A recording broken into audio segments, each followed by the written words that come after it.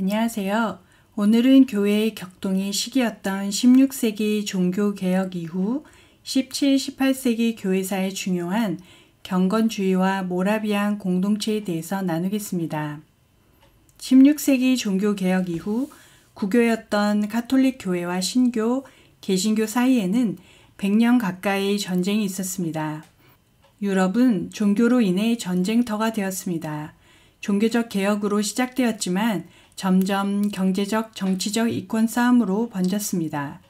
마지막 30년 전쟁 또한 종교 문제로 시작된 전쟁이었지만 전쟁이 지속될수록 종교보다는 정치적 색채가 강해져서 신성 로마 제국과 스페인의 합스부르크 가문에 프랑스 중심의 진영이 대항하는 구도의 전쟁으로 바뀐 전쟁이고 사망수가 800만 명이나 되었는데 인류 전쟁사에서 가장 잔혹한 전쟁 중 하나였다고 합니다. 이 전쟁은 1648년 베스트팔렌 조약으로 마무리되지만 전쟁으로 유럽의 열강의 세력도 변했습니다. 스페인은 네덜란드를 잃었고 서유럽에서의 주도적인 입지도 상실했습니다. 반면 프랑스가 유럽의 대표적인 강대국으로 서게 되고 스위스와 네덜란드는 독립된 공화국으로 잉글랜드, 스웨덴 등이 새로운 강국으로 부상한 데 비해 30년간의 전쟁으로 1600만 명의 인구가 600만 명으로 줄은 독일인의 3분의 2가 사망하였고 국토의 5분의 4가 황폐해진 독일을 다시 재건하는 데는 100년이란 시간이 걸렸다고 합니다. 이때 사람들은 종교 때문에 사람들이 많이 죽는 것을 보고 종교가 생명이 아닌 위협으로 여겨지며 종교와 믿음에 대한 깊은 회의감을 갖게 됩니다. 종교전쟁의 여파와 계몽주의의 영향도 있었겠지만 당시에는 루터 교회의 상징인 이신칭의도 지나치게 강조되면서 신앙생활의 어떠한 점도 구원과 관련이 없다는 방향으로 흘러 성화가 경시되는 결과를 불러왔습니다. 교회가 신학 논쟁으로 경색되고 영적으로 은혜가 상실되어 갔고 특히 30년 전쟁이 끝나고 난 뒤 인구는 대폭 감소되었고 모든 산업도 무너졌습니다. 교회는 불타버렸고 거리에는 병자와 가난한 자들이 버려져 있었습니다. 물질 문명의 폐허와 함께 영적, 도덕적 타락이 일어났습니다. 모든 국민은 술 취함, 성적 문란, 도둑질, 탐욕 등에 빠져 어느 곳을 봐도 희망을 발견할 수 없었던 시절이었습니다. 거기에 오랫동안 패스트와 기근으로 독일은 더욱 황폐해졌던 때였습니다. 이 시점에 초대교회의 경건한 신앙으로 회복하자는 운동이 시작되었습니다. 이것이 경건주의 운동입니다. 이때 일어난 경건주의가 없었다면 개신교는 19세기의 대각성 부흥 운동은 꿈도 꾸지 못했을 것입니다. 또한 경건주의 운동이 모라비안 운동으로 발전되면서 그 어느 때보다 개인이 아닌 공동체 중심의 신앙과 공동체적 구원관을 넘어 나를 희생하여 온 인류의 생명을 낳는 선교의 불꽃이 일어나 세계 선교에 큰 영향을 끼쳤습니다. 이렇게 경건주의는 17세기 후반부터 18세기 전반 사이에 독일 루터 교회에서 일어난 강력한 신앙운동으로 독일어로 피에티스무스, 영어로는 파이티즘이라고 합니다. 이 경건주의 운동은 루터 교회에서 시작되었지만 루터 교회뿐만 아니라 다른 개혁교회와 후대의 영국 감리교, 그리고 신대륙, 미국의 대각성 운동에도 큰 영향을 미칩니다. 경건주의와 후의 경건주의의 영향을 받아 탄생한 모라비안 공동체에 관한 여러 서적을 토대로 살펴보겠습니다. 이 경건주의자들의 특징은 첫째로 성서주의와 종교적 체험을 존중했습니다. 신앙이란 객관적인 교리의 지적 승인만이 아니라 성경 말씀을 자기 것으로 하여 주체적으로 살아가는 것이며 이는 전문적인 신학자에 대해서 평신도의 권리를 인정하는 것이 되며 신학사적으로는 교리 중심에서 성경 중심으로 주역 교대를 가져옵니다. 둘째로는 교리보다 실천을 강조하며 살아있는 신앙 믿음은 반드시 윤리적인 실천으로 열매를 맺는다고 믿었습니다. 생활은 엄격한 금욕적 성격을 띠는 동시에 사랑의 실천으로 전도와 교육사업, 가난하고 약한 이웃에 대한 구제 등 인간 변혁을 통한 세계 변혁을 지향해서 적극적으로 추진되었습니다. 셋째로는 자유로운 신도 집회의 형성입니다. 경건주의는 기존의 교파, 제도적 교회를 부정하지 않고 거듭난 성도에 의한 자주적 집회, 콜레기아 피에타티스라고 불리는 경건의 집합, 즉 교회 내의 소교회를 만들었는데요. 이것이 정교 분리를 촉진하는 원인이 되기도 했습니다. 경건주의 운동의 업적으로는 먼저 성경 연구에 자극이 되었다는 점과 신학 이론을 실제적인 방면으로 전환시켰다는 점, 그리고 성령의 감화와 개인 갱생의 필요성을 깨우쳤다는 점, 또 경건주의 운동으로 인해 모라비안파가 생기게 되었다는 것, 그리고 할례대학을 중심으로 선교에 열심을 내게 되었다는 점이 이 경건주의 운동의 업적입니다. 아쉬운 점이 있다면 교회 전반적인 개혁을 가져오지는 못하였고 그 이유는 개인주의에 기울고 조직이 결여된 데 있었지만 루터파 신학의 약점을 드러내고 18, 19세기 북미 영적 각성 운동의 길을 마련하였다는 면에서 큰 의의를 둡니다. 이 표를 보시면 쉽게 루터주의, 칼빈주의와 경건주의가 어떻게 다른가를 알 수 있습니다. 경건주의는 믿음에 관해서도 재침례파와 같이 회심이 우선되어야 함을 강조했고요. 경건주의는 신앙이 신학이나 교리가 아니라 생활이라고 주장한 점과 크리스천에게는 엄격한 구별된 생활 방식이 필요하다는 것, 그리고 전도와 선교에 대해서 적극적이었던 것을 알 수 있습니다. 경건주의 인물들로는 스페너, 프랑케, 모라비안들과 진젠도르프, 그리고 감리교 창시자 요한 웨슬레도 경건주의의 영향을 많이 받은 인물로 여겨집니다. 경건주의의 시작은 필립 야곱 스페너로 시작합니다. 알사스 태생의 스페너는 35 나이에 루터파 교회 목사로 마틴 루터가 완성하지 못했다고 생각한 개혁을 시도합니다. 프랑크푸르트로부터 드레스덴의 궁정 목사로 자리를 옮겨 그리스도인이라고 말하는 상당수 사람들이 거듭나지 않았음을 알게 되어 고린도전서 15장의 초대교회 모습을 실천하기 위한 모임을 시작합니다. 나중에는 베를린으로 옮겨가서 그곳에서 죽을 때까지 사역했습니다. 그가 세운 경건주의가 루터교회로부터 공격과 조롱을 받긴 했으나 그곳으로부터 분리되어 나가진 않았고 그 안에서 중심적인 위치를 차지했습니다. 이로써 거룩함을 사모하는 사람들을 끌어들이고 영향력이 있는 영적 활동을 펴므로 많은 열매를 거두게 됩니다. 스페너는 사도 바울이 고린도전서 14장에서 말한 초대교회의 모습을 실천하고자 했습니다. 교구민들의 요청으로 최초의 영성 개발을 위한 사적인 모임인 경건회를 만들어 매주 수요일 주일 스페너의 집에서 모임으로 교회 안에 작은 교회 운동을 시작하였습니다. 교회 안에서 신앙의 성장을 위해 열심을 가진 사람들을 먼저 모아 모임을 함으로써 점점 전체 교회가 개혁, 갱신될 수 있다는 비전을 가지고 있었으며 이 모임은 성경 지식을 얻는 것이 목적이 아니라 말씀에 따라 삶이 변하여 철저하게 그리스도인답게 되는 것이 목적이었습니다. 처음엔 지난 주일 설교를 토의하고 경건 서적을 읽고 나눴는데 후엔 신약 성경을 읽고 묵상을 나누고 토의하며 간증하는 시간으로 발전했습니다. 이러한 운동은 1675년 그가 경건한 열망을 세상에 출판하면서 더욱 본격적인 경건주의 운동이 일어났습니다. 이 책에서 스페너는 교회의 개혁을 위한 6가지 안을 제시합니다. 첫 번째는 하나님의 말씀이 풍성하게 하려면 예배와 함께 개인적으로 매일 성경 읽기를 해야 한다. 두 번째는 루터가 제시한 만인 제사장이 망각된 현실에서 이것을 실천하려면 성직자와 평신도의 구별을 허물어야 한다.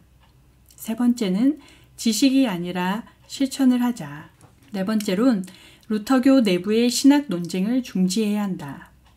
그리고 다섯 번째는 신학교육 개혁을 개혁하여 실천 지향적인 신학교육과 경건 훈련을 병행해야 한다. 마지막 6번째는 설교의 개혁이 필요하다. 신앙의 열매를 강조하는 설교가 필요하다고 했습니다. 스페너가 제시한 교회 개혁안이 곳곳에서 열광적으로 수용되었지만 그의 개혁안의 초점이 평신도에게 중점을 두고 있다는 것과 신학교수의 학구적 신학활동을 비판하는 개혁이라는 비난과 함께 많은 공격을 받았습니다. 많은 비난과 공격을 피해 스페너는 드레스덴의 법정 목사로 옮겨가고 거기서 스페너의 후계자가 된 어거스트 헤르만 프랑케를 만나게 됩니다. 그리고 후에 1694년 스페너는 프랑케와 함께 작센 아날트주의 할레에 새로운 할레 대학을 세웁니다. 이 할레 대학의 신학 교수진은 스페너와 프랑케의 영향으로 경건주의의 학문적 중심지가 되었습니다. 이 할레 대학이 후에 마틴 루터가 신학 교수로 있었던 비텐베르크 대학을 인수했고 지금 현재는 마틴 루터 할레 비텐베르크 대학으로 이름이 바뀌었습니다. 스페너의 뒤를 이어 할레 대학을 중심으로 경건주의 운동을 한 어거스트 헤르만 프랑케에 대해 나누겠습니다. 프랑케는 르벡 출생으로 신학을 공부하다가 영혼의 만족을 느끼지 못하는 중 회개의 경험을 통해 불신앙이 사라지고 구원의 확신을 얻었다고 합니다. 그 후 회개와 거룩함을 강조하며 다니자 경건주의로 낙인 찍혀 목사로 있던 에르푸르트를 떠나 스페너를 만나 할레에 있는 대학 교수로 가게 되었고 그곳에 사는 사람들의 불행에 충격받아 그들을 돕기 위해 모금하다가 큰 돈이 모금되어 학교를 설립하게 됩니다. 이것이 바로 할레에 세워지게 되는 많은 교육기관들의 출발점이 되고 이 기관들은 등록금이나 눈에 보이는 도움을 받지 않고 온전히 하나님만을 의지하여 유지되었다고 합니다. 스페너가 가지고 있었던 경건주의 정신을 교회가 아닌 학교 기관으로 만들었는데요. 전쟁으로 생겨난 수많은 과부와 고아들을 위한 학교를 만들었습니다. 과부 어머니들에게는 무료 직업학교를 그리고 고아들에게는 교육을 시키는 기관들을 설립합니다. 이 기관들은 등록금이나 기타 눈에 보이는 도움을 받지 않고 프랑케의 말대로 온전히 하늘에 계신 살아계신 하나님만을 의지하여서 세워지고 유지되었다고 합니다. 프랑케가 세상을 떠날 즈음에는 134명의 고아들이 10여 명이 되는 어른들의 보살핌 속에서 양육되는 고아원이 있었고 2200여 명의 어린이와 청소년들이 대부분 등록금을 내지 않고 175명의 선생님들로부터 교육을 받는 학교가 되었습니다. 그리고 수백 명의 가난한 학생들이 매일 급식을 받았습니다. 그리고 성경 읽기를 강조하는 경건주의자답게 프랑케는 성경을 작게 나눠서 인쇄하고 서적 판매를 하는 도서관을 하여서 독일 전역에 성경을 보급하는 데 큰 역할을 하였습니다.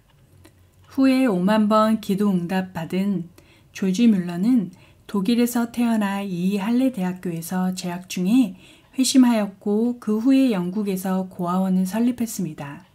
조지 뮬러는 고아원 사역에 필요한 것들을 정부나 특정인에게 요청하지 않고 오직 기도와 간구, 하나님께서 채워주시는 것으로 운영했습니다. 평생 15만 명의 고아들을 하나님의 사랑으로 양육했으며 현재도 뮬러 재단이 그 정신을 이어받아 운영하고 있다고 합니다.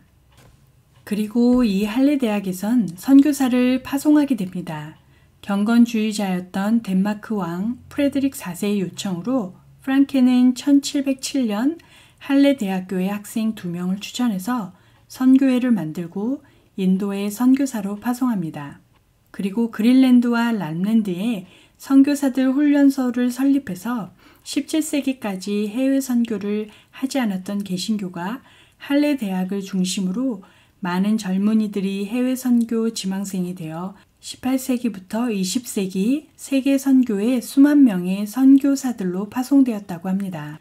프랑케 다음으로 경건주의의 바톤을 이어받은 인물은 니콜라스 루드비히 진젠도르프라는 독일 드레스덴 출신의 귀족입니다. 어머니의 재혼으로 경건주의 외할머니 밑에서 자란 진젠도르프는 그의 대부는 스페너였습니다. 그는 스페너와 프랑케가 세운 고등학교와 할레 대학을 10살 때부터 6년 동안 다녔습니다. 이 시간을 통해 진젠도르프 안에 경건주의가 뿌리 깊게 내립니다. 진젠도르프는 할레 대학의 선교적 지원을 보면서 깊은 영향을 받아 5명의 친구들과 함께 겨자씨 모임을 결성하여 예수 그리스도의 능력을 증거하고 신앙 문제로 고민하는 형제를 도우며 아직까지 복음을 접하지 못한 해외 선교를 이 모임의 목적으로 삼고 활동했습니다. 그는 큰 땅을 소유한 사람이었는데 루터보다 100년 전에 보헤미안 체코에서 종교 개혁을 일으켰던 얀 후스의 후예로 박해로 인해 해외로 망명했던 자들에게 작센에 자기 소유의 땅을 내어주면서 그들과 함께 경건 운동을 하다가 이 그룹의 지도자가 되었습니다. 그리고 그 형제들의 출신 지역 모라비아 이름을 따서 모라비안 이름이 붙이게 되었습니다. 그리고 이 공동체가 사는 곳을 주님의 망대라는 뜻의 체코어 헤른후트라고 불렀습니다. 진젠도르프는 모라비안의 형제단을 돌보기 위해 나중에는 드레스덴에서 법정 변호사로 일하던 공직을 버리고 형제단의 일에만 몰두하게 되었으며 루터 교회의 신학자로서 인정되는 시험에 합격하고 1727년 모라비안의 감독으로 안수를 받게 됩니다. 진젠도르프에 의한 모라비안 교회는 선교 지향적인 교회였습니다. 그러나 헤르누트 안에는 종교적 갈등이 있었습니다. 여러 교파, 다른 신앙 배경, 보헤미아 형제단, 루터파, 칼빈의 개혁파, 재침례파, 분리주의파, 로마 카톨릭 등 다양한 사람들이 헤르누트의 공동체를 이뤘기 때문입니다. 진젠도르프가 1724년부터 공동체 일치를 위해 노력을 합니다. 성경을 정확히 가르치고 기도 모임을 하고 있는 중 1727년이라는 운명적인 해 8월에 이 공동체를 휩쓸었던 영적 각성이 일어납니다. 헤르누트 공동체는 8월 31일 주의 만찬 의식에서 사도행전에 나오는 오순절 성령 체험을 하게 됩니다. 모라비아 교인 모두 그리스도의 피를 통한 화해의 말씀에 커다란 감동을 받아 구주를 향한 새로운 믿음과 사랑으로 불붙어 오기 시작했고 서로에 대한 사랑이 넘친 나머지 서로 얼싸안고 눈물을 흘렸다고 합니다. 옛 모라비아 형제단의 연합체를 마치 폐허에서 일으키듯 다시 세워서 거룩한 연합체 안에서 모두 함께 성장해 나가는 계기가 되었다고 합니다. 진젠도르프는 이날을 회중들 위에 성령이 부어진 날 또는 회중들의 오순절 날로 묘사했습니다. 슈팡앤베르그는 그때 우리는 하나의 사랑으로 성령 세례를 받았다고 했고 크리스찬 데이비드는 수많은 종파를 배경으로 한 우리가 모두 하나로 녹아 붙을 수 있었던 것은 진정 하나님이 일으키신 기적이었다라고 말했습니다. 이 헤르누트의 오순절 사건 이후 1727년과 그 이후 10년 동안 헤르누트에서 전개된 사건들은 가히 카리스마적 갱신이라고 불릴 수 있는 일들이 많았는데요. 특히 다양한 성령의 역사, 기적적인 치유가 일어나기 시작됐다고 합니다. 이 시기의 헤르누트 공동체에서 특히 중요한 것은 공동체 안에 있었던 속회 등 소규모 모임들과 또 다른 혁신으로는 철야 기도가 있었습니다. 집단적인 기도건, 개인과 개인으로 연결되는 기도건 하루도 빠짐없이 24시간 동안 기도가 이어져 내려갔다고 합니다. 이 기도는 100년 이상 계속되었는데요. 이것이 그 유명한 100년 기도 모임입니다. 속해 나중에는 작은 공동체라고 불리게 된 이 모임은 성별 또는 기혼 여부에 의해 나뉘어졌고 일주일에 1회에서 2회 보통 저녁 때 모이곤 했습니다. 1727년 7월에 헤르누트에서 처음으로 조직되었고 이 모임은 보통 2~3명으로 구성된 소규모 모임으로 실제로는 옛 모라비아 전통을 갱신한 것이었다고 합니다. 진젠도르프는 점차적으로 공동체 전체를 속회로 나누고 각 모임마다 한 사람씩을 속회 지도자로 임명했습니다. 진젠도르프는 이렇게 조직된 모임들의 제멋대로 행동하는 일을 막기 위해서 수시로 헤르누트 사람들과 깊이 있는 대화를 나누곤 했다고 합니다. 속회 체제는 곧 헤르누트 공동체 전체에 적용되었고 모라비아 교도들이 가는 곳 어디에서든지 결성되었습니다. 이 형태는 다른 마을로도 확산되어 나갔으며 1732년 헤르누트 공동체가 500여 명의 수가 늘어났을 무렵 전체 속회 수는 80여 개에 이르렀다고 합니다. 이 숫자는 공동체의 성원의 거의 대다수가 속회원이었음을 나타냅니다. 요한 웨슬레의 증언에 의하면 1738년에 그가 헤르누트를 방문했을 때 그곳에 90여 개의 속회가 있었으며 각 속회는 적어도 일주일에 2~3회씩 만나서 자기의 잘못을 서로 고백하고 치유를 위해 서로 기도해 준다는 것을 알게 되었다고 합니다. 모라비안 교회의 업적을 알아보면 첫 번째로는 전도이고요. 두 번째로는 중보기도입니다. 24명의 형제와 24명의 자매가 자정부터 그 다음날까지 각자 1시간씩 기도하고 그 후 100년 이상 이 기도 모임이 지속되었다고 합니다. 희한하게도 100년이 지난 후에 본격적인 개신교 선교 문이 열리게 되었다는 것은 우연이 아닐 수 있다고 생각됩니다. 세 번째 업적은 타문화 선교입니다. 1732년부터 1760년 28년간 226명의 선교사를 배출하고 독일 개신교에서 가장 먼저 일어난 자발적 선교 운동으로 많은 순교의 피를 흘렸습니다. 대부분은 자비랑 선교들이었고 그래서 그들이 기술을 익혀 파송을 받고 기술을 가르치며 복음을 전했다고 합니다. 요즘 말로 하면 전문인 선교사들인 것입니다. 이 타문화 선교는 1732년 서인도 제도의 옹기장이 파송 레온 하르드 도버와 목스 다비드 니츠만을 시작으로 1735년 그린랜드로 1735년 수리남으로 1737년 아프리카, 40년에 북아메리카의 인디언과 실론, 42년엔 중국, 47년엔 페르시아, 54년엔 자메이카, 56년엔 안티구아, 60년 진젠도르프가 죽을 당시 그린란드 13개 지역과 중북부 아메리카와 서인도 제도에서 49명의 형제와 16명의 자매들이 약 6,125명의 영혼을 책임지고 있었다고 합니다. 다음은 모라비안 공동체 모습을 살펴보겠습니다. 공동체 전체가 찬송과 기도를 위해 겨울에는 새벽 5시, 여름에는 새벽 4시에 모였다고 합니다. 그리고 찬송가 예배와 가르침을 위한 일반적인 모임은 보통 일주일에 3번씩 열리고 했으며 어린이들과 노약자를 위한 특별 모임이 있었다고 합니다.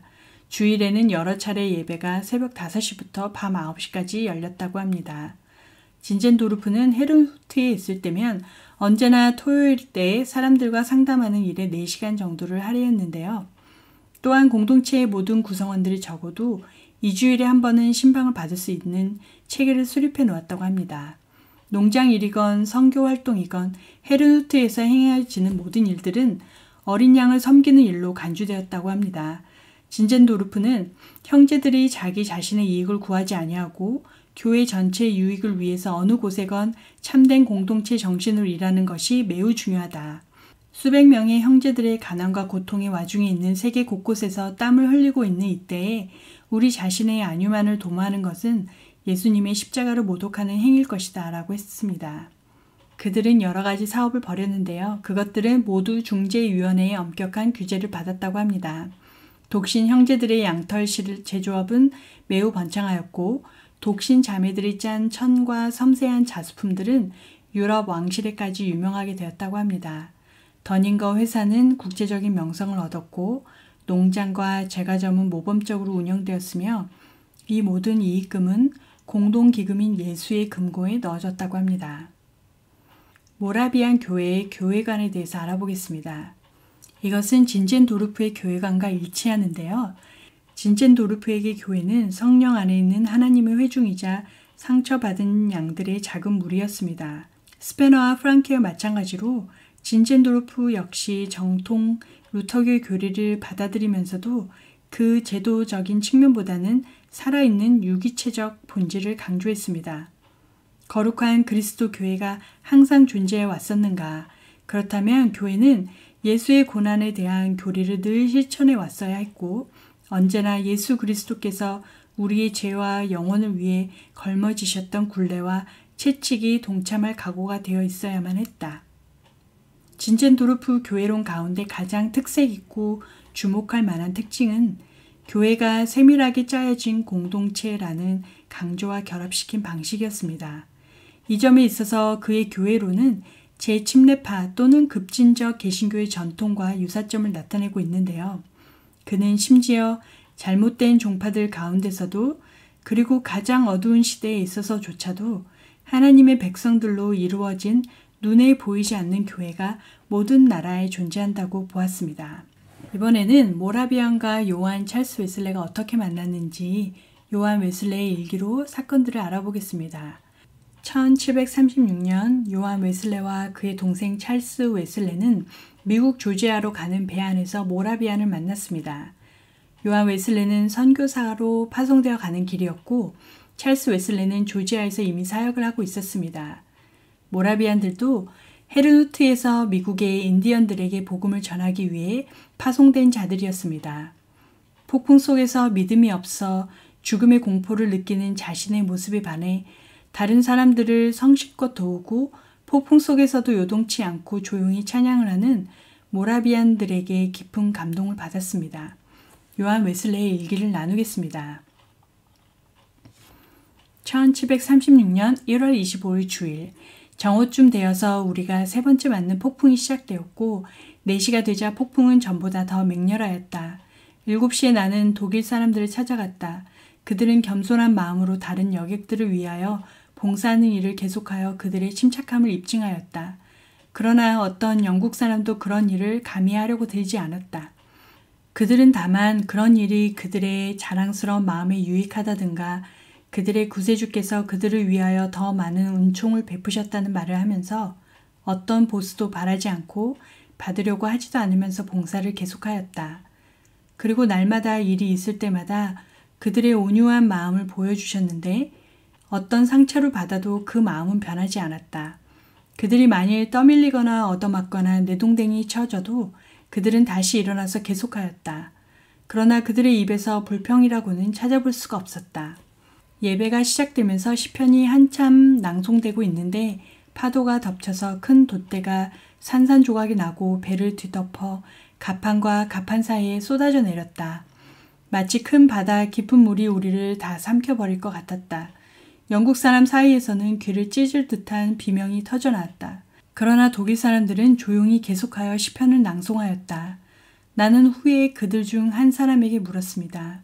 당신은 두렵지 않습니까? 그러자 그는 아니요, 하나님께 감사할 따름입니다 하고 대답하는 것이었다. 나는 다시 물었다. 그렇지만 당신네의 부인들과 어린이들은 두려워하지 않았습니까? 그는 부드럽게 대답하였습니다. 아니요, 우리네 부인들과 어린이들은 죽음을 두려워하지 않습니다. 두 번째 요한 웨슬레와 모라비안의 만남으로는 미국 조지아주 사반나에 도착한 웨슬레는 모라비아 형제 단원인 고틀립 스방헨베르그를 찾아가 신앙에 대한 얘기를 나눴습니다. 이때 스방헨베르그는 웨슬레에게 다음과 같은 것을 물었습니다. 형제여, 나는 먼저 당신에게 한두 가지를 물어야겠습니다. 그대는 그대의 가슴 속에 성령을 통해 그대가 하나님의 자녀라는 것을 확신하고 있는가? 대답을 하지 못하는 나에게 또 물었다. 당신은 예수 그리스도를 압니까? 나는 그분이 세상의 구세주이심을 압니다 라고 대답하였다. 그러자 그는 대답하였습니다. 옳습니다. 그러나 그분이 당신을 구원하셨다는 것을 압니까? 나는 대답하였다. 나는 그분이 나를 구원하시기 위하여 죽으셨기를 바랍니다. 그는 다만 이렇게 덧붙였다. 당신 자신을 압니까? 나는 압니다 라고 대답하였다. 그러나 그것은 빈말 같아서 두려웠다. 요한 웨슬레는 미국 조지아로 파송된 선교사로 가는 배에서 모라비안들을 만나고 사반나에서 모라비안 교도인 스방헨베르그가 요한 웨슬레에게 의문점을 제시한 것을 통해서 그가 구원받지 못했음을 깨달았습니다.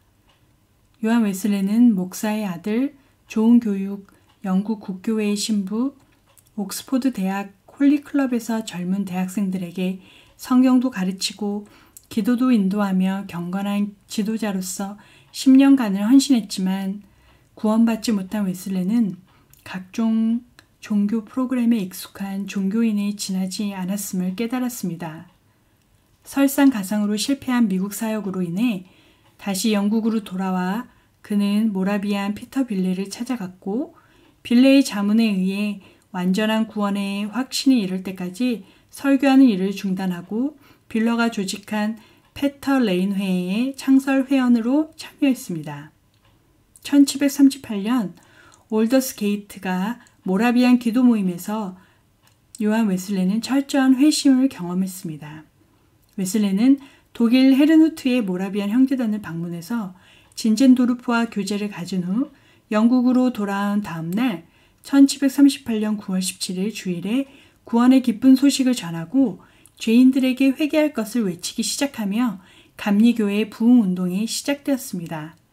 웨슬레는 모라비안 공동체에서 많은 것을 배웠지만 모라비안 교도가 되진 않았습니다. 모라비안들에 비해서 웨슬레는 훨씬 행동적이었고 비신비주의적이었고 폭넓은 활동을 추구했다고 합니다. 그리고 모라비안들의 지나친 정숙주의와 경건주의 때문에 그가 모라비안 교도가 되지 않았다는 얘기가 있습니다. 경건주의가 감리교에 미친 영향을 앞에서 언급했는데요. 이 둘의 공통점으로는 실천적 거룩, 개인 성경 공부, 근본적인 회심 요구, 복음적 설교, 헌신적 삶, 가난한 자와 약한 자의 구제, 교리보다 실천에 주력했다는 것입니다. 비록 진젠도르프가 1749년까지는 디아스포라는 용어를 사용하지 않았지만 실제로 헤르누트 사람들이 기독교 지역으로 흩어지기 시작한 것은 1727년 8월 헤르누트에 있었던 오순절 체험 이후부터였습니다.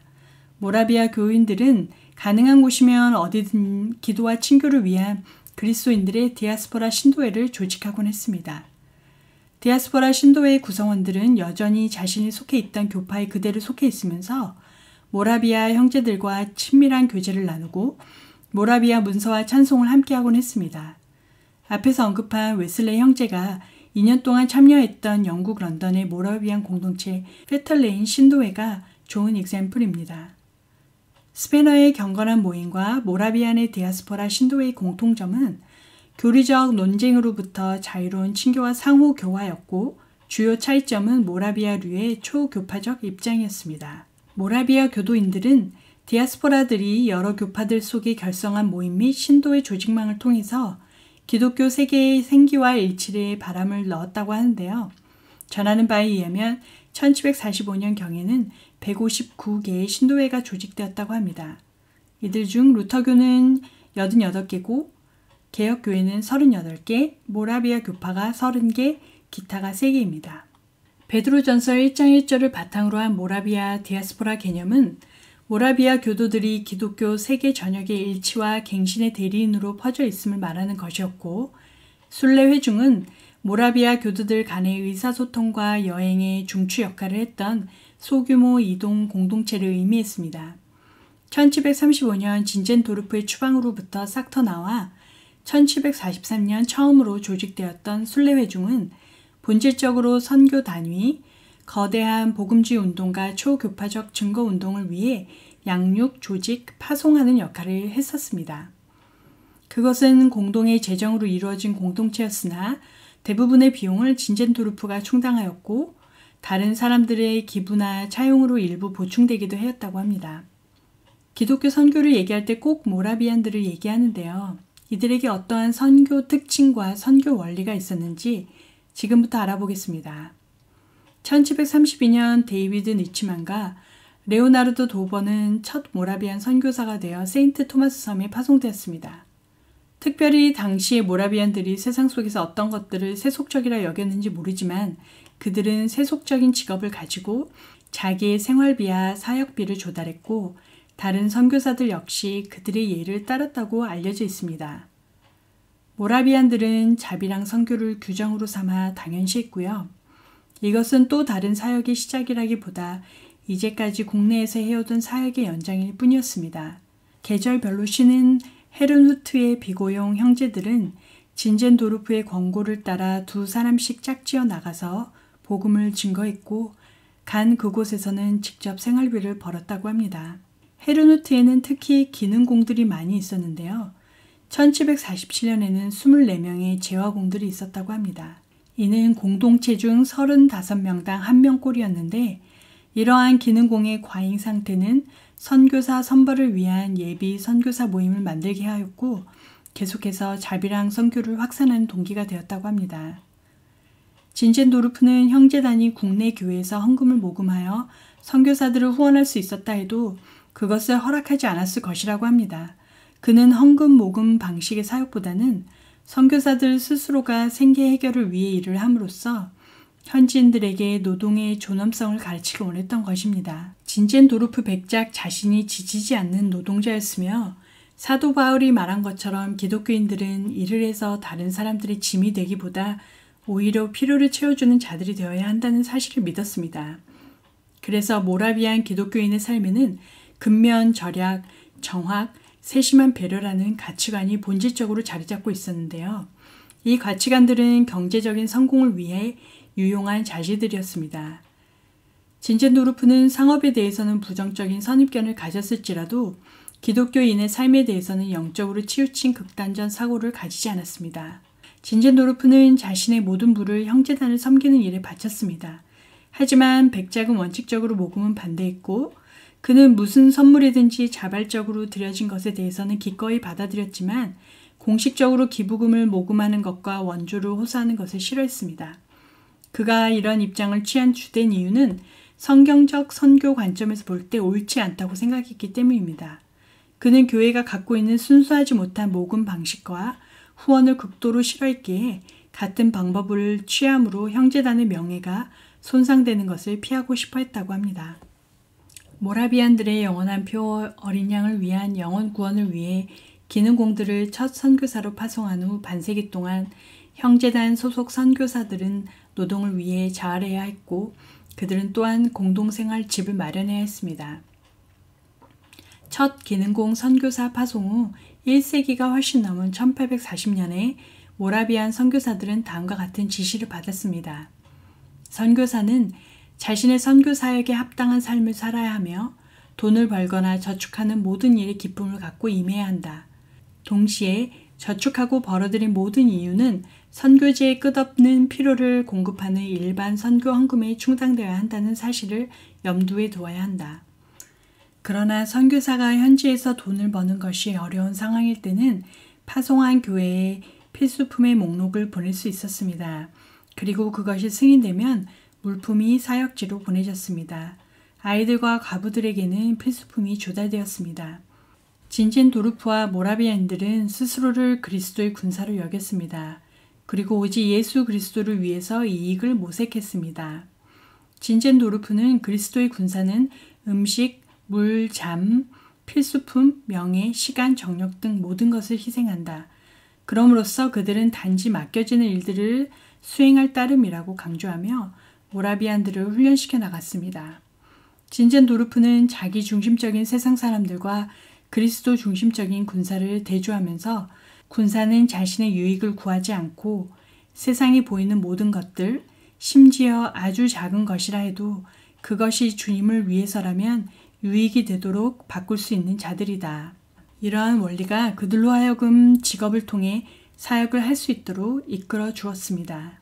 여기서 잠깐 선교의 아버지 윌리엄 캐리의 초창기 인도 선교 때 만난 모라비안인들과의 재미난 에피소드를 나누겠습니다. 인도 힌두권의 선교의 아버지 윌리엄 캐리는 초창기 인도 선교 사역에는 실패했다고 합니다. 그 반면 헤르누트에서 인도로 파송된 작은 모라비안 평신도들의 모임이 윌리엄 캐리보다 훨씬 활발하고 열매 있는 선교 사역을 펼치고 있었다고 합니다.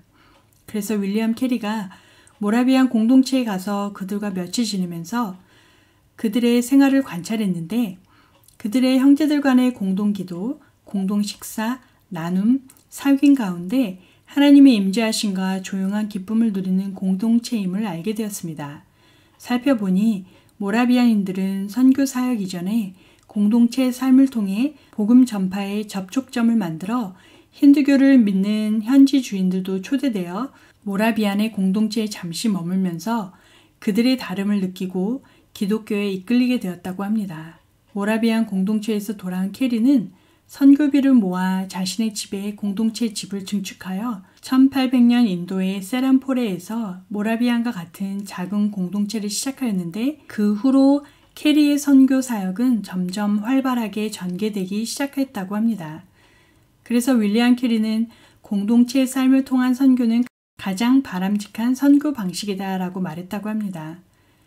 수십여 부족어로 성경을 번역하였고 위대한 선교 사역을 펼쳤던 윌리엄 캐리도 작은 공동체를 통하여 자신의 선교 사역을 일으킬 수 있었던 것이 참 흥미롭게 느껴졌습니다. 모라비안에게 선교란 그리고 경제활동이란 무슨 의미였을까요? 모라비안이 된다는 것은 곧 선교한다는 것을 의미했습니다. 교회의 모든 구조는 세계 선교를 위해 존재한다는 모라비안의 원리는 당시 많은 개신교 선교 단체들에게 강한 영향을 미쳤던 편파적인 성직주의로부터 그들의 교회를 지켜주었습니다. 모라비안은 특별히 기능공들에게 선교지 내에서의 사업의 본질적인 역할이 무엇인지를 가르쳤습니다.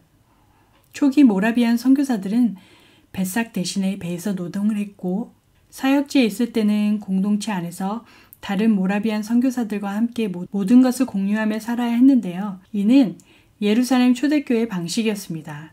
1세기가 넘도록 선교비는 현지의 수입으로 충당되었습니다. 모라비아인들은 낙후된 선교지의 사람들이 앞선 문화의 기능과 산업을 받아들일 수 있도록 최선을 다했습니다. 그러한 까닭에 경제활동의 범위는 광범위했습니다. 모라비안들의 선교에 있어서 가장 중요한 기여는 모든 크리스천은 선교사이며 사업가도 설교자, 교사, 의사와 나란히 세계 선교를 확장시켜 나갈 수 있다는 사실을 깨우친 것입니다.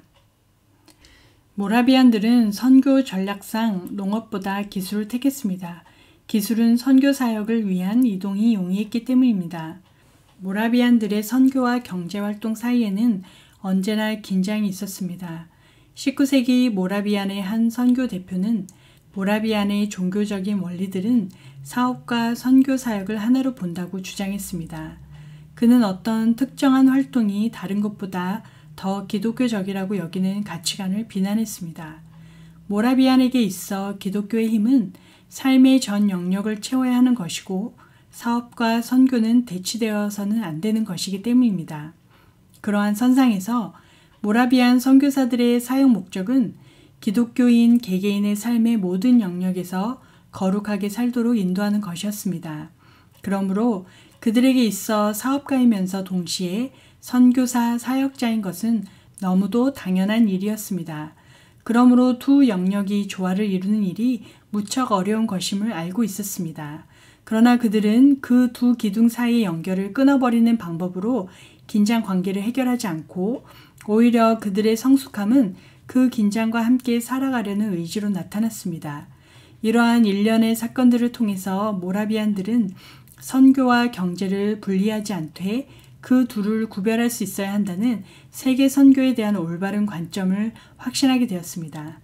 그들은 선교나 경제활동 모두 그리스도를 섬기기 위해 주어졌다고 생각했습니다. 그러므로 선교와 사업이 서로 분리된 조직적인 실체 속에서 그것을 하나로 묶는 일들을 하였습니다. 17, 18세기의 경건주의 운동을 시작으로 모라비안 공동체는 진젠도르프가 죽은 후 많은 수의 교회도 없어졌고 그 후 계속해서 많은 숫자의 선교사들을 파송하지도 못했다고 합니다. 다른 모든 개신교 개혁운동과 같이 경건주의 모라비안 교회도 19세기를 정점으로 20세기에 들어와서는 핍박이 없는 평화에 신앙의 순수성을 잃고 지도층은 영적이라기보다는 민주적이 되어서 그 영향력을 대부분 상실했다고 합니다. 하지만 이들이 바꾼 세계 선교 역사와 헌신은 현대 교회에 많은 영향을 끼쳤습니다. 개신교들이 200년 동안 한 것보다 20년 동안 더 많은 선교를 하였던 공동체였습니다.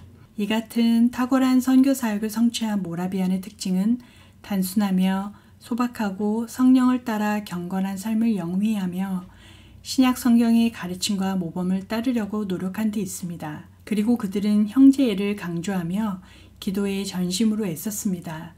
또 교회가 팀으로 선교사를 파송하고 보내진 자들은 일터 사역자요 자비랑 선교사였으며 신성한 노동과 경건하고 소박한 삶을 통해서 복음을 삶으로 전하는 자들이었습니다. 다음 영상은 미국의 페리스 라이드 헤드라는 목사님이 하신 모라비안 두 형제에 대한 이야기를 나누겠습니다. 모라비안 공동체가 노예들에게 복음을 전하고자 했는데 노예들이 그들의 접근을 허락하지 않았습니다. 그 이유는 복음은 자유인들에게만 유용하다고 믿었기 때문입니다. 그러자 모라비안들은 스스로 자신이 종신 노예가 되어 그들 속에 들어가 살면서 복음을 전하기로 결단합니다. 이 청년들에 대한 이야기입니다. And as the ship left the river at Hamburg, left its pier in the river at Hamburg and was going out into the North Sea carried with the tide, The Moravians had come from Herrnhut to see these two lads off in the early 20s, never to return again, for this wasn't a 4-year term. They'd sold themselves into lifetime slavery, simply that as slaves they could be as Christians, where these others were. The families were there weeping, for they knew they'd never see them again. And they wondered why they were going and questioned the wisdom of it. And as the gap widened and the houses had been cast off and were being curled up there on the pier, and the young boys saw the widening gap, one lad with his arm linked through the arm of his fellow raised his hand and shouted across the gap the last words that were heard from them. They were these: "May the Lamb that was slain receive the reward of his suffering." And this became the core of Moravian mission. And this is the only reason for being, that the Lamb that was slain may receive the reward of his suffering. 이 두 청년이 바로 앞서 말씀드린 도베르와 니츠만입니다. 이들은 아주 젊은 청년 선교사들이었는데요. 낮에는 노예와 같이 일하고 밤에는 성경을 가르쳤다고 합니다. 1732년 스스로 노예가 되어 팔려갔던 지역 대농장의 17만 명의 노예들 중 이들의 희생적 사랑과 섬김의 결과 시작하자마자 2,000명이 예수를 영접, 1879년에는 41개의 지부, 78명의 선교사, 36,698명이 신자가 되고 1876년 흑인 목사 양성을 위한 신학교가 세워졌다고 합니다. 모라비안 공동체의 두 청년에게 하나님께서 놀라운 열매를 허락하셨습니다. 우리에겐 복음이 어떤 의미인가? 죄인이었던 우리를 살리시려 고난받고 죽으신 예수 그리스도의 십자가를 덤덤하게 바라보는 제 마음을 돌아보게 하십니다. 제 영상에 매번 등장하는 이 그림은 한 경건주의자의 그림입니다. 넓은 길과 좁은 길이 이 그림의 제목입니다. 마태복음에서 주님은 말씀하셨습니다. 너희는 좁은 문을 통하여 들어가라. 왜냐하면 멸망으로 인도하는 문은 넓고 그 길이 넓어 거기로 들어가는 자가 많기 때문이다. 기독교 역사 속에서 보였다가 핍박으로 사라진 것 같았지만 또 나타나 한 시대를 비추는 하나님의 사람들이 있었습니다. 하나님은 작고 유명하지도 않고 보이지 않는 자들을 통해서 그 시대의 등불이 되게 하셨습니다. 지금도 하나님을 진정으로 사랑하고 복음을 위해 생명을 아끼지 않으며 이 일에 전진하고 있는 분들이 계십니다. 실제로 변질되지 않고 진리를 쫓았던 무리들은 다 핍박받는 자들이었습니다. 평안할 때 오히려 교회는 변질되었고 세속화되었고 무기력하게 되었습니다. 그렇게 생각하면 지금 가장 큰 핍박 속에 살고 있는 그리스도인들이 지금 가장 순수한 믿음을 지키며 진리의 길을 걷고 있는 자들일 수 있다는 생각이 들었습니다. 그렇다면 예수님을 믿는다는 이유로 큰 핍박받지 않는 우리에겐 지금이 위기의 순간일 수 있습니다. 넓고 많은 사람들이 가는 WCC와 WEA의 배도의 길에 함께 걷지 않기를 소망합니다. 성령의 불로 죄가 태워져 하나님과 형제의 연합이 아닌 인본주의적 연합과 사랑을 앞세우며 선동하는 사악한 자들의 계획에 속지 않는 우리 모두가 되길 소망합니다. 예수 그리스도가 받으신 고난을 당연히 여기며 내 생명뿐만 아니라 공동체 안과 밖에 거듭나지 않은 자들의 구원을 위한 생명의 사역에 우리 모두 참여할 수 있기를 소망합니다. 교회사를 통해 진리를 위해 순교한 많은 믿음의 조상들이 이런 삶을 살았음을 깨닫습니다. 타협하지 않고 좁은 진리의 길을 걸으며 자신들의 생명도 걸면서도 더 많은 생명을 구하고자 했습니다. 어떻게 그 많은 헌신과 목숨까지 아끼지 않는 삶을 살았을까요? 그들은 정말 이 세상이 끝이 아님을 알고 믿었으며 계시록의 이 비밀을 알았던 것 같습니다. 우리도 진짜로 믿는다면 자신만을 위해 이리 이기적인 삶을 살지는 않을 것이며 주변의 생명에 대해 이리 무관심하지 못할 것입니다. 우린 세상과 양다리를 걸치고 있어 매번 어느 길을 선택해야 하는지 고민하고 힘들어합니다. 주님의 뜻을 알면서도 연약한 믿음이 우리의 면죄부인 양 죄와 싸우길 포기하고 타협합니다. 내일 주님 일을 하면 된다고 오늘은 나를 위한 일들로 보내고 내일로 미루는 게으름이 만연한 삶을 삽니다. 열매 맺지 못해 찍혀 불에 던져지는 인생이 아니라 날마다 성령의 도우심으로 우리 안에 누룩을 발견하고 회개하여 죄를 버리고 거룩한 삶으로 영원한 나라와 영광의 면류관을 바라보는 소망의 삶을 살아가게 성령님께서 도와주시길 간구합니다.